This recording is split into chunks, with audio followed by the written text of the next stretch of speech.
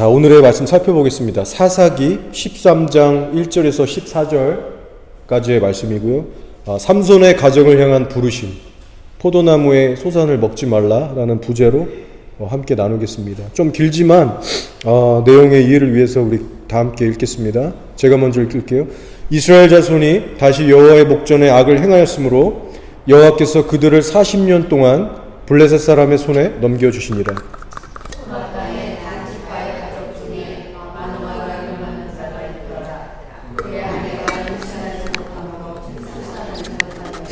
여호와의 사자가 그 여인에게 나타나서 그에게 이르시되 보라, 내가 본래 임신하지 못함으로 출산하지 못하였으나 이제 임신하여 아들을 낳으리니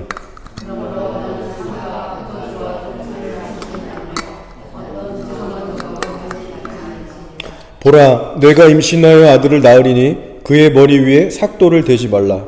이 아이는 태에서 나옴으로부터 하나님께 바쳐진 나실인이 됨이라. 그가 블레셋 사람의 손에서 이스라엘을 구원하기 시작하리라 하시니.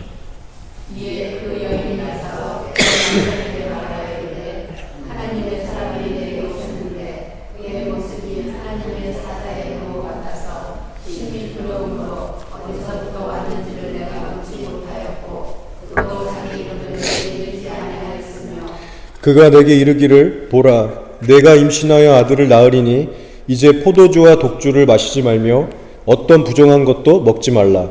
이 아이는 태에서부터 그가 죽는 날까지 하나님께 바쳐진 나실인이 됨이라 하더이다 하니라. 마노아가 여호와께 기도하여 이르되 주여 구하오나니 주께서 보내셨던 하나님의 사람을 우리에게 다시 오게 하사 우리가 그 아이에게 어떻게 행할지를 우리에게 가르치게 하소서 하니. 하나님이 마노아의 목소리를 들으시니라. 여인이 밭에 앉았을 때에 하나님의 사자가 다시 그에게 임하였으나 그의 남편 마노아는 함께 있지 아니한지라.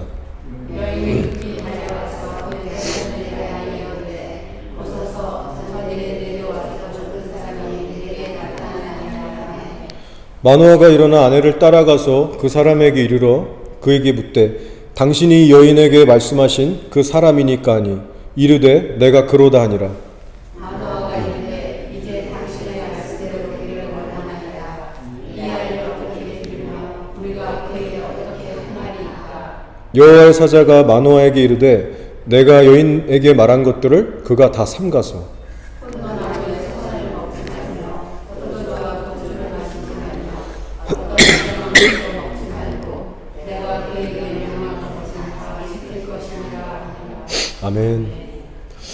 네, 삼손이라고 하는 사사가 있었습니다. 사람의 한계를 뛰어넘는 괴력의 사사였죠. 사자를 맨손으로 잡아서 그냥 한 번에 찢어 죽이고 수천 명의 군대를 혼자서 이겨버렸던 마치 헐리우드에 나오는 그 영화에 나오는 헐크와 같은 그런 사람이었습니다. 이스라엘 역사상 뒤져보면 삼손처럼 센 사람이 없었어요. 샘소나이트라고 하는 유명한 가방 회사가 있습니다. 저희 집도 몇 개 있는데 가방이 튼튼하고 질긴 걸로 유명해요. 저 가방도 샘소나이트 겁니다. 근데 이 가방 회사의 창시자가 유대인입니다. 근데 미국에 이제 건너가서 이민 생활을 할 때 불과 16살이라는 나이에 가방 회사 이제 가방 사업을 시작하게 됐는데 빠른 시간 내에 소위 대박이 난 거예요. 그래서 이 친구가 회사 이름을 짓기를 자기가 평소에 좋아했던 삼손이라는 그 캐릭터 이름을 따서 삼소나이트라고 이름을 짓게 됩니다. 정말 인기 있는 그런 유명한 브랜드로 지금 전 세계로 자리를 잡았죠. 자, 그래서 삼손 하면은 일단 먼저 떠오르는 이미지가 뭐냐면 뭔가 세고 멋있고 강하고 어떤 그런 이미지들이 여러분 가운데 연상되실 거예요. 자, 근데 성경을 자세히 좀 읽어보신 분은 아시겠지만 삼손의 삶은 어떤가요? 아름답지가 않았습니다. 자세히 깊숙이 들여다보면 우리가 삼손의 삶을 보면서 감동을 받는다거나 뭔가 이렇게 배울 점을 이렇게 찾게 되는 그런 거는 좀 없는 것 같습니다. 그 이유가 뭐냐면요, 삼손은 하나님의 말씀에 대해서 경홀히 여겼던 사람이어서 그래요. 사사라는 거룩하고 영광스러운 직분은 받았어요. 힘도 초자연적으로 너무 셌어요. 근데 그의 인격과 삶을 보면 너무나도 아쉬운 점이 많은, 영적으로 보면 너무 미성숙하고 한없이 약한 그런 사람이었습니다. 특별히 이방 여자들을 너무 좋아했습니다. 여자를 볼 때 외모를 너무 많이 봤어요. 그저 자기 눈에 예뻐 보이면 가서 찍접대고, 한마디로 음란, 정욕, 이걸 제어하지 못하는 사람이었습니다. 그래서 항상 끌리고 사귀었던 여자들을 보면 하나님을 믿지 않는 이방 여자들이었어요. 전부 이방인이었습니다. 더 가관인 것은 삼손이 사랑했던 그 여자들을 보면요, 삼손을 사랑했던 것도 아니었어요. 보면은 너의 힘의 비밀이 뭐냐? 맨날 삼손을 그냥 들들 볶고 울고 짜고 협박 별거 다 하면서 제발 그 힘의 비밀을 알려달라고 쫄렸는데, 우리가 그 내용을 보면은 바보가 아닌 이상 다 압니다. 지금 이 여자들이 삼손을 진심으로 사랑하고 있지 않구나. 알 수 있어요. 삼손 저러다 크게 배신당할 날이 오겠구나. 근데 미련하게도 이 삼손은 뭐가 그리 좋다고 콩깍지가 씌어서 그렇게 여자들에게 붙어서 지내다가 결국에는 험한 꼴을 당하게 됩니다. 사랑하는 애인한테 힘의 비밀을 털어놓게 되죠. 바로 배신을 당합니다. 끌려가서 두 눈이 뽑히고 두드려 맞고 짐승처럼 맷돌을 돌리는 비참한 신세가 됐어요. 그래서 우리가 삼손의 이야기를 묵상하다 보면, 계속 묵상하다 보면 이게 도대체 무슨 메시지가 있는 건지 쭉 가다 보면 읽는 사람들이 하나같이 다 깨닫게 되는 교훈이 있어요. 그 교훈이 뭐냐면, 나는 저렇게 살면 안 되겠다. 삼손처럼 불순종하면서 저렇게 살다가 나 반드시 정말 험한 꼴 당하겠구나. 정말 하나님의 말씀을 순종해야겠구나. 이 두려운 경각심이 우리 안에 다 들게 되는 겁니다. 끝까지 읽어보신 분은 아시겠지만 다행히 삼손이 마지막에는 회심을 한 것 같아요. 눈이 뽑힌 채로 비참하게 맷돌 갈면서 막 광대짓을 하면서 하나님 앞에 부르짖게 되죠. 그때 하나님께서 기도의 응답을 주셔서 마지막으로 큰 힘을 주셔서 그 기둥들을 다 무너뜨리면서 그 많은 블레셋 사람들과 함께 자신도 이제 죽게 됩니다. 그래서 마지막에 어떤 대역전의 모습도 보여주고 있지만, 우리가 삼손의 전체 삶을 보면 하여간 여전히 뭔가 아쉽고 그런 안타까움은 부인할 수가 없어요. 자, 그런 차원에서 오늘의 말씀이 너무나 중요합니다, 여러분. 하나님은 전지전능하시기 때문에 한 인생의 처음과 끝을 다 아십니다. 그렇죠? 삼손의 인생의 결말이 어떻게 끝나게 될지 하나님은 이미 다 알고 계셨어요. 그래서 하나님이 뭘 하시냐면 사전에 말씀을 주십니다. 삼손이 태어나기도 이미 이전에 여호와의 사자를 보내셔서 삼손이 들어야 될 말씀을 그 부모에게 미리 주세요. 자, 3절 5절을 볼게요. 하나님께서 하나님의 사자 곧 천사를 통해서 말씀을 주시는 장면입니다. 제가 읽어볼게요. 여호와의 사자가 그 여인에게 나타나서, 이 여인은 누구냐면 삼손의 엄마입니다. 그녀에게 이르시되 보라, 내가 본래 임신하지 못함으로 출산하지 못하였으나 이제 임신하여 아들을 낳을 것이다. 그러므로 너는 삼가 포도주와 독주를 마시지 말며 어떤 부정한 것도 먹지 말지니라. 이렇게 쭉 나가는 거예요. 자, 지금 하나님께서 천사를 통해서 말씀을 주고 계시는데 뭐라고 합니까? 말씀을 보시면 뭐라고 하시냐면, 너는 삼가 포도주와 독주를 마시지 말라. 어떤 부정한 것도 먹지 말라라고 하셨어요. 자, 그럼 질문이에요. 여기서 말하는 그러므로 너는 할 때 이 너가 누굽니까? 삼손이에요? 아니요, 삼손 아닙니다. 삼손의 엄마입니다. 너는 이제 임신하여 아들을 낳을 텐데 삼가 포도주와 독주를 마시지 말라는 거예요.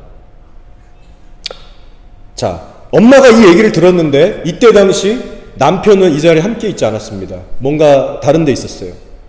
그래서 아내가 곧 남편에게 가서 이 얘기를 전해줬는데, 남편인 마노아라는 사람이 이 얘기를 듣고 긴가민가하고 좀 확신도저로 안 가고, 아들이 곧 난다고 하는데 어떻게 가르쳐야 될지도 확신이 안 서고, 그래서 답답한 마음에 하나님께 간절히 기도하는 장면이 곧 나오죠. 그래서 8절을 보시면 마노아가 여호와께 기도하여 이르되 주여 구하옵나니 내게 보내셨던 그 하나님의 사자를 다시 한번 좀 보내주셔서 내가 어떻게 가르쳐야 될지 좀 구체적으로 알려주세요. 그렇게 기도를 한 거예요. 간절하게. 그러니까 하나님께서 그 기도를 응답하셔서 똑같은 천사를 다시 보내주셔서 구체적인 얘기를 다시 하십니다. 자, 그 내용이 12절 14절까지 나와 있죠. 제가 한번 다시 볼게요. 마노아가 이르되 이제 당신의 말씀대로 되기를 원하나이다. 이 아이를 어떻게 기르며 우리가 그에게 어떻게 행하리까? 여호와의 사자가 마노아에게 이르되 다시 나타난 거예요. 내가 여인에게 너 부인에게 말한 것들을 그가 다 삼가서 포도나무의 소산을 먹지 말며 포도주와 독주를 마시지 말며 어떤 부정한 것도 먹지 말고 내가 그에게 명령한 것은 다 지킬 것이니라 하니라. 이렇게 얘기하는 거예요. 자, 여기서 한번 여러분 집중해서 보셔야 될 거는 14절을 한번 집중해서 보세요.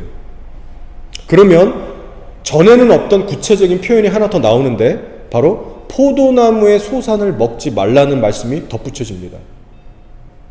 자, 4절하고 비교해 보시면 4절에서는요 포도나무의 소산을 먹지 말라는 얘기는 없고 포도주나 독주를 먹지 말라는 말부터 시작돼요. 자, 근데 14절에는 좀 더 디테일한 설명이 들어가 있는 겁니다. 같은 의미예요. 자, 그래서 정리해 보면 하나님 이렇게 말씀하시는 거예요. 너희는 포도주나 독주 같은 술만 안 마실 게 아니고 포도나무에서 나오는 생포도라든가 건포도 같은 것도 그 과일조차도 먹지 말라는 거예요. 한마디로 포도나무 자체에서 나오는 모든 것들에 입을 대지 말아요. 자, 근데 이 명령이요 앞으로 태어날 삼손에게만 주는 말씀이 아니고 부모님들에게 먼저 주는 말씀이라는 겁니다. 부모인 너희들부터 지금부터 그렇게 살아야 된다.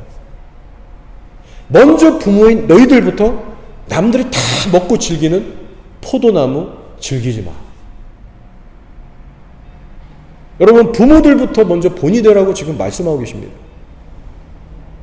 자, 그러면 여러분 포도나무의 소산을 먹지 말아라. 여기에는 무슨 메시지가 담겨 있는 걸까요? 이것에 대해서 오늘 두 가지 포인트로 나누겠습니다. 자, 우선 포도나무라는 것은요 여러분 본질적으로 결코 나쁜 게 아닙니다. 그래서 여러분도 아시다시피 우리가 포도 맨날 사 먹잖아요. 포도는 건강식품이에요. 몸에 너무나도 좋아요. 특히 이스라엘이라는 땅에서는 매우 요긴한 먹거리입니다. 하나님이 주신 거예요, 먹으라고. 더군다나 성경을 보시면 이스라엘이라는 나라를 비유할 때 포도나무로 비유하기도 하고 예수님도 본인을 포도나무로 비유하셨듯이 포도나무 자체는 나쁜 게 아닙니다, 사실.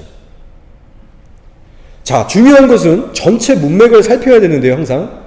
오늘의 말씀을 잘 살펴보시면 포도나무의 소산을 먹지 말라고 하면서 바로 이어지는 명령들이 뭐냐면 포도주나 독주를 마시지 말라는 말이 나오죠. 이 명령들이 함께 동시에 나오고 있는데 키는 이 모든 것들을 한 패키지로 봐줘야 한다는 겁니다. 자, 그럼 이런 의미가 나오는 거예요.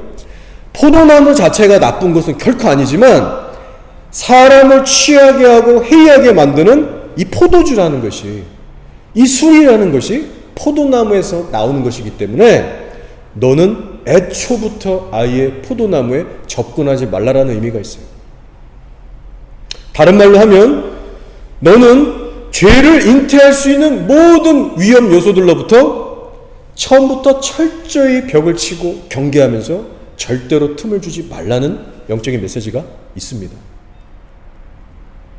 죄에 대한 경계태세를 철저히 하면서 살라는 거예요.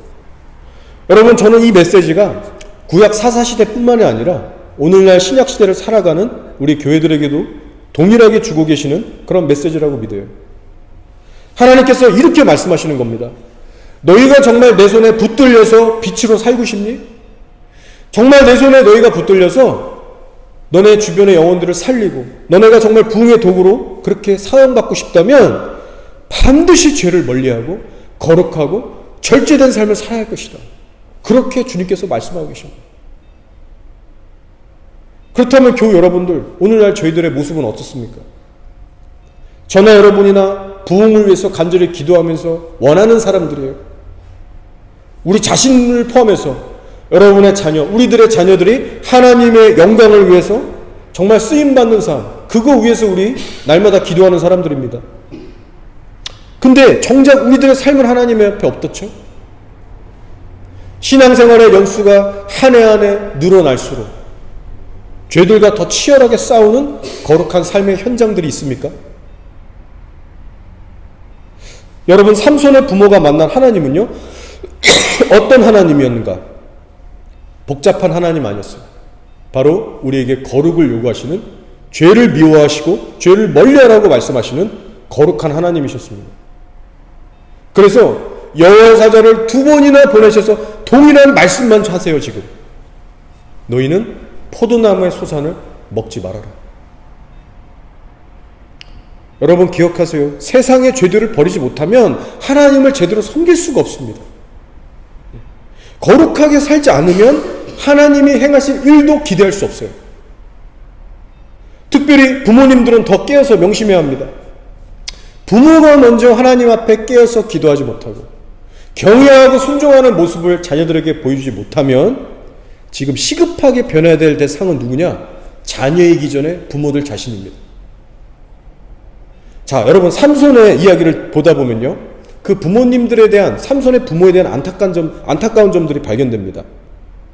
어느 날 이제 어느덧 삼손이 커서 청년이 됐어요. 이성의 눈이 막 가기 시작했습니다. 근데 아시다시피 블레셋 이방 여자가 눈에 들어오기 시작하는 거예요. 그러더니 홀딱 반해서 부모님에게 생떼를 쓰기 시작합니다. 나 저 여자랑 결혼시켜달라고. 막 고집을 부리기 시작해요. 그때 삼손의 부모님이 이 이야기를 듣고 처음에는 완강하게 거부를 했습니다. 야, 이스라엘에 여자가 없어서 하필 이방인을 찾냐? 응? 어디 할례받지 않은 이방 여자랑 네가 만나려고 그러냐? 호통을 치면서 나름 딱 거절을 하셨어요. 자, 근데 여러분, 자식 이기는 부모 없다고? 삼손이 똥꼬집이 셌나봐요. 시간이 지나자 자식 이기는 부모 없다고 수락을 하게 된 겁니다. 어떻게 해요, 부모가?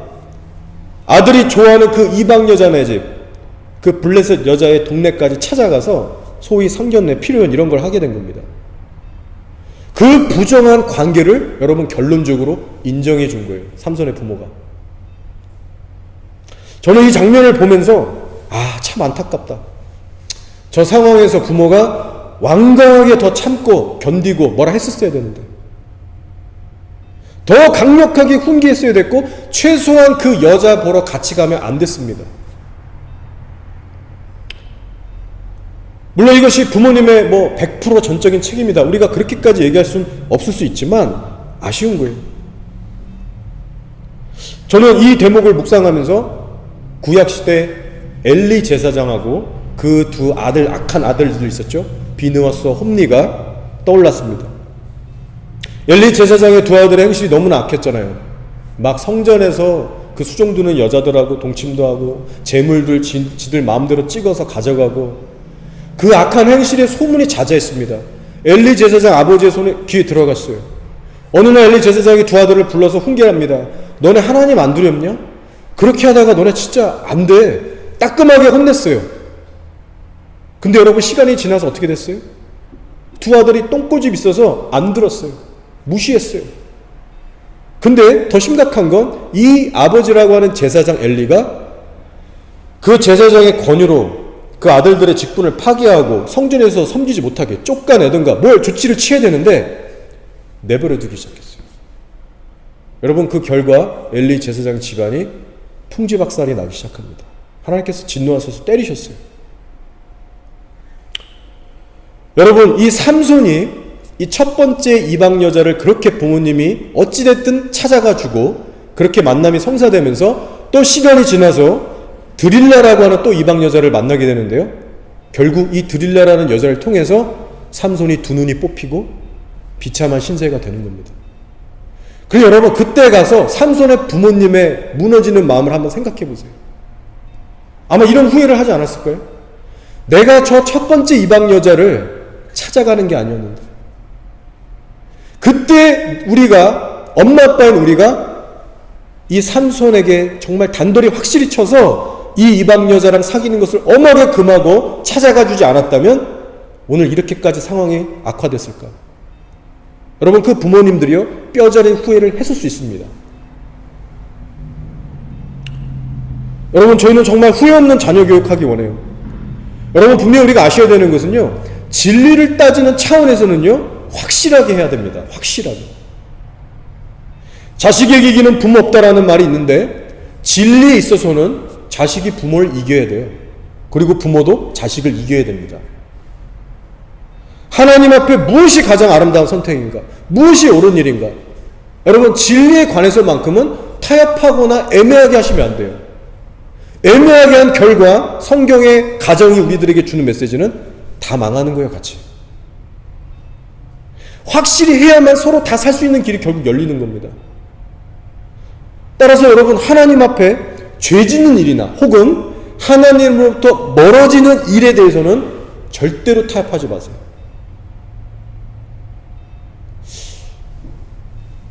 여러분, 우리가 삼손의 몰락을 보면서 거듭되는 죄의 결과가 얼마나 무섭고 끔찍한지, 그리고 그 죄에 대한 결과는 우리가 반드시 어떻게든 치른다라는 그 교훈을 우리가 얻게 되는 겁니다.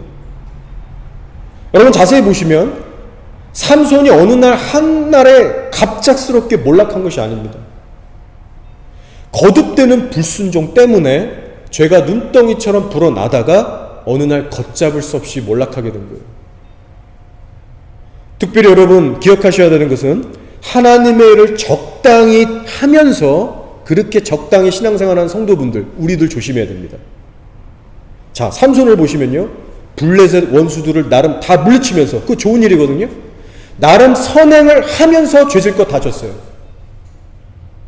하는 일마다 다 죄고 악하면 자신도 금방 알고 뽀록이 날 텐데, 삼손은 나름 이스라엘이라는 나라를 위해서 선한 일을 해가면서 은근슬쩍 자기가 하고 싶은 거 다 했다는 겁니다. 여러분, 그래서 스스로 속기 쉽상인 거예요. 삼손을 보시면 얼마나 그 발걸음이 당당했습니까, 매번? 당당했어요. 당당하게 떳떳하게 살았어요. 여러분, 그 이유는요, 바로 삼손 안에 죄에 대한 불감증이 점점 커졌기 때문에 그래요. 그러다가 어느 날 한순간에 그 톡톡한 대가를 보고 와르르 무너진 겁니다. 따라서 오늘날 나름 선행을 하면서 교회에 잘 나오고 있는 저 여러분 같은 성도들, 여러분, 우리 늘 우리 자신을 살펴야 됩니다. 삼손처럼 혹시라도 우리 안에 죄에 대한 불감증이 서서히 자라나고 있지 않은가. 적당한 선행으로 다 커버되고 때론 보람도 느끼고 하나님의 은혜도 종종 받지만 죄에 대해서 우리가 치열하게 싸우지 않고 있기 때문에 나도 모르게 허용하면서 이런 삼손의 모습을 닮아가고 있지 않은지 우리들이 더 조심해야 되는 거예요.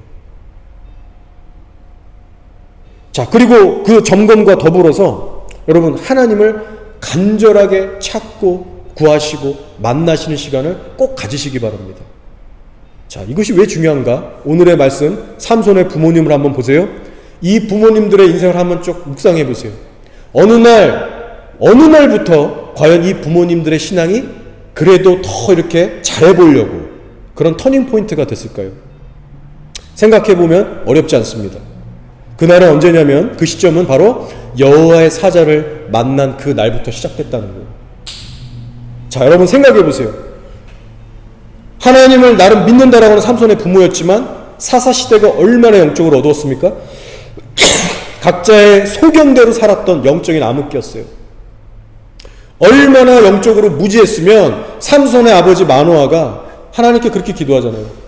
내가 어떻게 이 자녀를 가르쳐야 될지 알려달라고. 여러분, 이 질문을 자세히 생각해보면요, 그만큼 영적으로 무지했다는 거예요. 하나님이 거룩하고 의로운 분인 걸 당연히 알면 당연히 단순하게 거룩을 가르치면 되는데 그거 몰라서 자꾸 물어본다는 이 사사시대의 배경 자체가 너무나도 지금 무지한 상태입니다. 자기들은 열심히 신앙생활을 한다고 생각했지만 어느 시점부터 이 부모들이 변하기 시작했느냐, 바로 여호와의 사자를 만나서 그 거룩한 하나님의 임재를 대면해 봤을 때 두려움이 올라오는 거예요. 와, 정말 하나님 살아계시는구나. 정말 하나님 이렇게 구체적으로 말씀하시는구나. 인격적인 그 하나님을 대면하는 그 순간부터 정신이 차려지고 다시 한번 결단이 서기 시작했다는 거예요. 여러분, 이렇게 살아계신 하나님의 임재를 우리가 체험하는 거 우리가 인격적으로 그분의 음성에 귀 기울이고 듣고 깨닫는 이 큐티의 시간들, 이 골방의 시간들이요, 얼마나 중요한지 모릅니다. 우리가 이러한 시간을 통해서 성령 하나님을 느끼고 만나고 그 음성 들어야지 우리 영혼이 다시 깨어나게 되고 활력을 찾게 되고 깊은 헌신이 다시 시작될 수 있는 겁니다. 자, 이사야서 55장 3절이에요. 너희는 귀를 기울이고 내게로 나와 들으라. 그리하면 너희 영혼이 살리라고 했어요. 여러분, 사사시대에 필요했던 것은 하나님을 인격적으로 만나는 그런 부르짖음이 필요했는데 오늘날은 더합니다. 여러분, 말세지 말에 가장 어두운 시대에 우리가 살고 있는 거예요. 따라서 여러분, 날마다 굳은 마음으로 결단하시면서 하나님을 찾고 구하고 만나시는 여러분이 되시길 축복합니다. 자, 이제 두 번째 포인트로 넘어갈게요.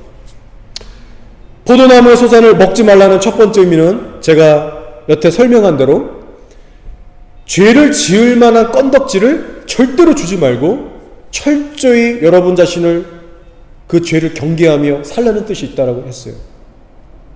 자, 그리고 이제 두 번째 포인트입니다. 두 번째는 뭐냐면 사명을 완수하기까지 너는 안식하지 말고 끝까지 열심을 내라는 의미가 있습니다.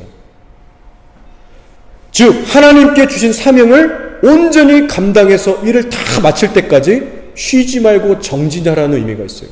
포도나무의 소산을 먹지 말라는 것이. 자, 대표적으로 예수님을 보세요. 최후의 만찬 때 예수님께서 제자들에게 이렇게 말씀하셨습니다. 내가 포도나무에서 난 것을 이제부터 내 아버지의 나라에서 새 것으로 너희와 함께 마시는 그날까지 내가 마시지 아니하리라 하셨어요. 예수님께서 말씀하신 이 포도나무에서 난 것은 포도주를 의미합니다. 그때 상황 자체가 성찬식이라고 할 수 있는 그 기념이 있었거든요. 자, 그래서 예수님의 보혈을 상징하는 그런 어떤 영적인 의미로서의 그런 의미도 있지만 이 포도주는요, 물리적으로 보면 문자 그대로 우리가 마시는 그 포도주 잔을 의미합니다. 그래서 실제로 이 최후의 만찬 사건 이후에 예수님은 포도주를 마시지 않으셨어요. 예수님께서 하시는 말씀이 뭐였냐면 내가 십자가 사역 다 이루고 승천하고 다시 마지막 날에 내가 재림해서 하나님 나라가 완성되면 내가 그때 새 포도나무에서 나는 것으로 내가 너희와 함께 마시겠다라고 했어요. 실제 마시겠다는 거예요, 그 포도주를. 자, 근데 예수님께서 이 말씀을 하실 때 이 상황을 보시면 결코 무미건조한 심령으로 이 말씀을 하시지 않았다는 겁니다. 오히려 제자들을 바라보시면서 비장한 각오로, 열심으로, 충성으로, 어떤 설레이는 마음으로 가득 차서 이 말씀을 정말 진지하게 하셨다는 거예요. 불과 몇 시간 후면 십자가의 끔찍한 형벌을 받으러 끌려가야 되는 거 아셨지만, 그래서 부담스럽고 괴로우신 마음이 있으셨지만 이 말씀을 하실 때에는 훗날 반드시 이 땅에 도래할 하나님의 그 나라를, 그 완성을 바라보면서 그 승리의 날을 향한 기대감과 열정과 확신을 가지고 내가 그 끝날에 마시겠다, 그렇게 말씀하십니다. 여러분, 여기서 우리가 주목해야 할 것은 하나님이신 예수 그리스도조차도 하나님의 뜻이 온전히 다 성취되고 맞춰지는 그 날까지 이 포도주, 와인을 거부하셨다는 거예요. 밀어두셨다는 거예요. 내가 마지막 그 영광스러운 승리의 날에 가서야 비로소 너희와 함께 편하게 앉아서 내가 비로소 안식하면서 너희와 함께 즐겁게 마시겠다. 그날이 오기 전까지는 내가 포도주 입에 대지 않겠다. 보류하신 거예요. 여러분, 저는 이 부분을 묵상하면서 떠오른 세상에 어느 한 말이 있습니다. 그것이 어떤 말이냐? 샴페인을 너무 일찍 터뜨렸다라는 말입니다. 뉴스나 신문을 보시면 자주 등장하는 문구죠. 제가 한번 이 말이 언제부터 사용되기 시작했나 검색을 해봤어요. 그러니까 이런 자료가 뜨더라고요. 1988년 서울올림픽을 치른 이후에 과소비로 흥청거리던 우리 사회를 보고 외국 언론이 아프게 꼬집은 말이다. 혹시 이게 틀린 기사면 저한테 수정해 주시면 좋겠고요. 자, 어쨌든 중요한 것은 이 말의 의미인데 어떤 뜻입니까? 샴페인을 너무 일찍 터뜨렸다. 무슨 뜻이냐면 여러분 잘 아시는 대로 어떤 일이 아직 온전히 해결되거나 마무리되지 않았는데 너무 이른 시기에 마음의 자세나 행동이 풀어진 것으로 의미해요. 아직 일이 확실하게 매듭되어지지 않았습니다. 그런데 흥청망청 신이 나서 긴장 다 풀어져서 놀자 분위기, 마시자 분위기가 된 거예요. 그리고 그로 인해서 돌이킬 수 없는 수치와 낭패를 당하게 되는 경우입니다. 자, 근데 여러분, 이것이 마치 우리들의 신앙생활의 모습과 흡사한 면이 있다는 거예요. 성도의 삶에는 여전히 싸워야 할 치열한 영적 전쟁들이 분명히 있습니다. 또 주님과 함께 날마다 동역하면서 씨름하면서 감당해야 할 사명이 여전히 남아있는데도 불구하고 너무나 많은 성도들이 잽싸게 세상화가 돼버렸어요. 영적인 사명감, 충성, 열정 다 잃어버린 채 안일하게 살아가는 성도들이 너무나도 오늘날 교회 안에 많다는 거예요. 그런 차원에서 저는 여기 계신 성도 여러분께 한번 이런 질문을 드려보고 싶습니다. 여러분에게는 구체적인 사명이라는 것이 있으세요? 여러분의 남은 인생을 몇 년이 됐든 여러분의 연령대랑 상관없어요. 내 남은 인생을 하나님을 위해서 내가 구체적으로 무슨 일을 하며 어떻게 살아야 될 것인가? 여러분, 그 구체적인 사명을 알고 계시며 또 그에 대한 사명에 대한 뜨거운 열정이 있으십니까? 로마서 12장 4절을 보면 이런 말씀이 있어요. 우리가 한 몸에 많은 지체를 가졌으나 모든 지체가 같은 기능을 가진 것이 아니니라고 사도 바울이 얘기했습니다. 자, 그러면서 하는 말이 뭐냐면 각 성도가 받은 은사가 다 다르다고 했어요. 쉽게 얘기하면 어떤 성도는 코로, 누구는 귀로, 누구는 팔다리로, 성도마다 기능이 다 다르다는 거예요. 근데 이 말은 결국 각자에게 주신 믿음의 분량을 따라서 유니크한, 독특한 사명이 누구에게든지 있다는 말과 연결이 됩니다. 자, 또 예수님께서 어떤 비유를 주셨어요? 달란트의 비유를 주셨어요. 누군가에게는 5달란트를 주셨고 누군가에게는 2개를 주셨고 누군가에게는 하나를 주셨어요. 근데 예수님 재림 때 보니까 5달란트를 받은 종은 5달란트를 재생산해서 칭찬받았고 2달란트는 또 역시 열심히 순종해서 2달란트 남겨서 충성했어요. 근데 1달란트를 가졌던 종은 그거 묻어놨다가 자기 멋대로 살다가 그거 꺼집어내서 다시 줬을 때 화를 당하게 됩니다. 여러분, 이렇게 우리 각 성도에게 주신 달란트니 은사니 부르심, 사명이 다 있다는 거예요.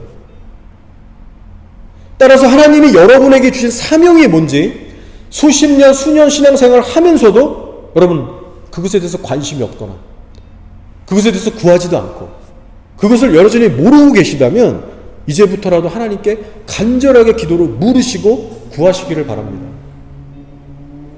그리고 그 사명대로 뜨겁게 사셔야 돼요.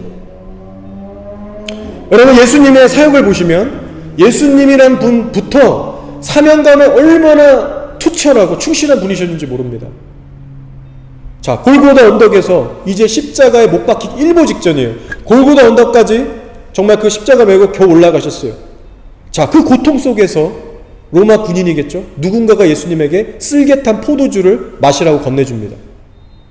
마태복음 27장 33, 34절이에요. 골고다, 즉 해골의 곳이라는 곳에 이르러 쓸개탄 포도주를 예수께 주어 마시게 하려 했더니 예수께서 맛보시고 마시고자 하시 아니하시더라. 이거는요, 제대로 마셨다는 게 아니라 맛만 보고 포도주네? 하고 이렇게 제끼셨다는 말이에요. 거절하셨다는 말이에요. 왜 갑자기 쓸개탄 포도주를 예수님께 주려고 했을까요? 왜냐하면 쓸개탄 포도주에는 진통제 효과가 있기 때문에 그렇습니다. 마취제 성분이 있어요. 그래서 큰 그 고통을 이제 곧 받게 될 사형수들에게 어떤 일종의 마지막 호의를 베푸는 그런 관례였습니다. 자, 근데 쓸개만 마시면 이건 완전 동물성이기 때문에 역해서 사람이 마실 수가 없대요. 그래서 포도주를 약간 섞어주면 향도 좋아지고 맛도 중성화돼서 이제 마실만하게 되는 겁니다. 근데 예수님께서 그 마취제인 쓸개탄 포도주를 한 번에 거절하신 거예요. 자, 여러분 그 이유를 아십니까? 여러분 여기에는 단순히 어떤 시편의 그 예언된 말씀, 포도주를 마시지 않겠다라는 그 말씀을 단순하게 문자적으로 성취하는 것 이상의 의미가 있습니다. 여러분, 예수님이 매달리셨던 그 십자가의 자리가 어떤 자리였습니까? 바로 십자가는 죄에 대한 삭슬 다 받아내는 자리예요.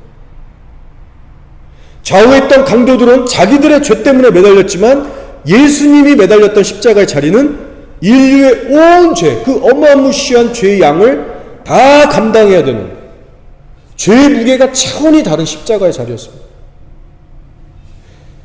더군다나 죄가 하나도 없으신 그 거룩한 예수님께서 그 죄의 무게를 감당하셔야 되기 때문에 여러분 얼마나 정신적으로, 심적으로, 영적으로, 육신적으로 괴롭고 고통스러운 자리였는지 우리는 죽었다 깨어나도 상상할 수가 없습니다. 근데 예수님께 너무 감사한 것은요, 그 죄값의 무거운 고통을 고스란히 100% 다 받아내셨다는 거예요. 쓸개 딴 포도주, 마취제 힘 조금도 빌리지 않기로 결단하신 겁니다. 왜요? 본인 스스로가 하나님 앞에 100%의 희생제물이 되어야 됐기 때문에 0.01%의 세상적인 도움도 받지 않아야 됐던 거예요. 의지하지 않으셨습니다. 인류의 죄값에 대한 그 어마어마한 고통의 크기에 대해서 1%의 경감도 타협하지 않으시고 자기의 헌신으로 전부 제대로 다 받아내십니다. 저는 이 대목을 묵상할 때 얼마나 감동이 되고 감사한지 모르겠습니다. 여러분, 예수님은 이렇게 자신이 완수해야 될 사명이 무엇인지 분명히 아셨고 그 사명 다할 때까지 포도주를 입에 대시지 않으셨어요. 교회 여러분, 그렇다면 이 놀라운 십자가의 사랑을 받은 우리들은 어떻습니까? 우리들의 마음은 어때요? 혹시 여러분 사명이라는 것에 대해서 오해하셔서 오늘날의 목사, 저 같은 목사나 선교사들만 받는 것이 사명이라고 생각하십니까? 절대 그렇지 않습니다. 신앙의 본질은 물론 간단해요. 우리가 하루하루 주님 사랑하면서 순종 애쓰는 것, 그게 신앙의 본질 맞아요. 그렇지만 예를 들어 저는 목사의 부르심이 있기 때문에 목사로서의 해야 할 구체적인 사명이 있어요. 근데 마찬가지로 여러분도 현재 허락하신 권사의 직분, 집사의 직분, 장로의 직분, 혹은 그 어떤 직분의 자리가 없어도 성도라는, 그 거룩한 성도라는 직분을 받게 됐습니다. 여러분의 믿음의 분량에 맞게 여러분에게 각자 주신 사명이 다 있으신 거예요. 가정에서도 그렇고 교회에서도 그렇고 세상 속에서도 그렇고 여러분 스스로 십자가를 메고 감당해야 될 사명들이 다 있으신 거예요. 그렇다면 주님은 나에게 어떤 사명을 주셨는가? 하나님께 묻고 그 부르심을 따라 살아갈 수 있는 저 여러분이 되길 원하는 겁니다. 현재 우리는 말세지말의 시대를 살아가고 있어요. 둘러보시면 수많은 교회들이 지금 진리를 잃어가고 있고 다음 세대는 하나님을 알지 못해서 다 죽어가고 있고 거리에 나가서 전도해보면 90% 이상이 그 이상이 예수님을 거절하고 모른 채 살아가고 있고 여러분 이렇게 악한 마지막 때 우리가 살고 있어요. 따라서 이러한 시대를 살아가는데 여러분이 쏟아내야 될 헌신과 눈물을 흘리면서 기도해야 될 영역들, 여러분이 나가서 정말 헌신해야 되는 것들, 진리의 싸움들, 그런 싸움들이 왜 없겠습니까? 그런 어떤 사명의 자리가 저 같은 목사만이 해야 하는 그런 사명의 자리일까요? 저도 오늘의 말씀을 준비하면서 저에게 주신 사명을 다시 한번 곰곰이 정리해 보면서 점검하게 됐습니다. 단순히 여러분 죄를 멀리하는 삶만 살 것이 아니고 주님으로부터 받은 그 사명감에 우리가 온전히 그것을 깨닫고 사로잡혀서 정말 이 땅에서 안주하지 않고 처지지 않고 식어지지 않도록 하나님께 기도하고 구하는 것이 너무나도 중요해요. 바라기는 하나님께서 주시는 그 거룩한 사명의 불길이 저 여러분 모두의 심령 안에 불과 같이 일어나기를 소망합니다. 자, 이제 말씀을 정리하고 마칠게요.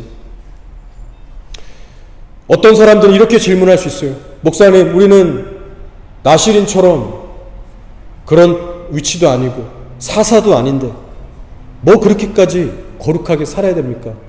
이런 질문을 할 수 있어요. 자, 근데 거기에 대한 답은요, 간단합니다. 한번 성도의 정체성에 대해서 생각해 보세요. 로마서 14장 7절 8절에 사도 바울이 자신을 포함해서 로마 교인들에게 이렇게 얘기합니다. 우리 중에 누구든지 자기를 위하여 사는 자가 없고 자기를 위하여 죽는 자도 없도다. 우리가 살아도 주를 위하여 살고 죽어도 주를 위하여 죽나니 그러므로 사나 죽으나 우리가 주의 것이로다 라고 했어요. 여러분, 이제 우리들의 주인은 우리가 아니라 예수님이십니다. 성령으로 거듭나서 피값으로 사진 하나님의 소유가 됐어요. 언약 백성이 됐어요. 따라서 구약시대에 하나님께 바쳐진 나시린들하고 본질적으로 다를 바가 하나도 없습니다. 여러분, 한 명 한 명이 예수님의 피값으로 사게 된 하나님의 소유고 영적인 나시린들이에요. 따라서 하나님께 여러분의 인생 전부를 드리는 것에 대해서 아까워하지 마시기 바랍니다.